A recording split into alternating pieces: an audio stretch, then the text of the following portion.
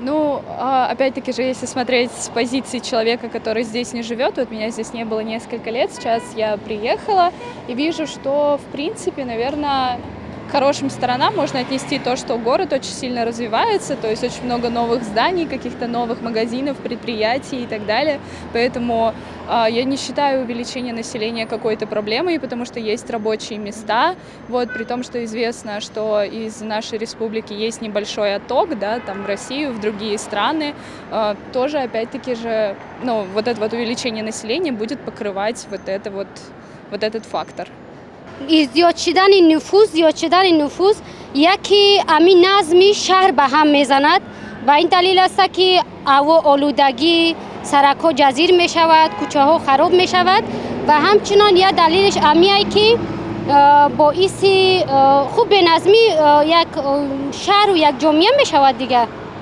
از یک لحاظ خوبه که نفوذ ها هر چقدر زیاد شوند، عائله ها زیاد شوند، یعنی شهر بزرگ می شود، آدم‌ها پیشرفت میکنن، درس میخونن، اینستیتوت میخونن. از یک لحاظ باز مضرات هم داره دیگه. Честно говоря, я не анализировала этот момент, но считаю, что, конечно же, это к лучшему, что у нас увеличивается популяция людей в Таджикистане. Как бы это же наша страна, мы должны быть в своей земле, в своей родине. Минусы? Минусы, конечно, вот у нас трафик, у нас много пробок, у нас много домов, и за счет этого у нас увеличивается количество машин.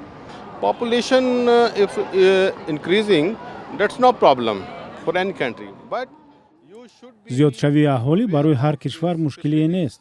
танҳо бояд шароити хуб фароҳам оварда шавад.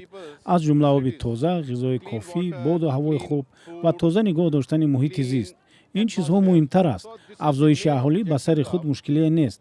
мушкил вақте пайдо мешавад ки шароити зарурӣ фароҳам оварда нашавад. no problem. But increasing is also problem when you don't give the people's facilities, basic facilities.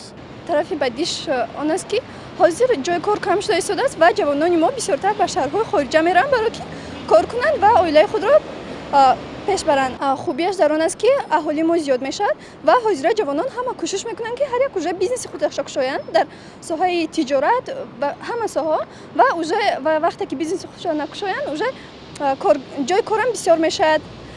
аҳолии мо метавонад ҷавонон дигар ба хориҷа нараванду дар ҳамин ватани худамон кор кунанд ва фаъолият кунанд. мо забономӯзӣ бисёр вай мекунанд, хориҷӣ забонҳои омӯхтестанд. масалан мана метавонанд дигар давлатҳо рафта кор кунанд, унҷа кор кардан серавно метавонанд ба ватани худамон маблағ фиристонанд. беҳбудӣ пешравӣ мешавад, аҳолӣ зиёд шавад, ин пешравӣ аст, пешравии давлат, пешравии ҳамин ҳукумат аст ҳамаш.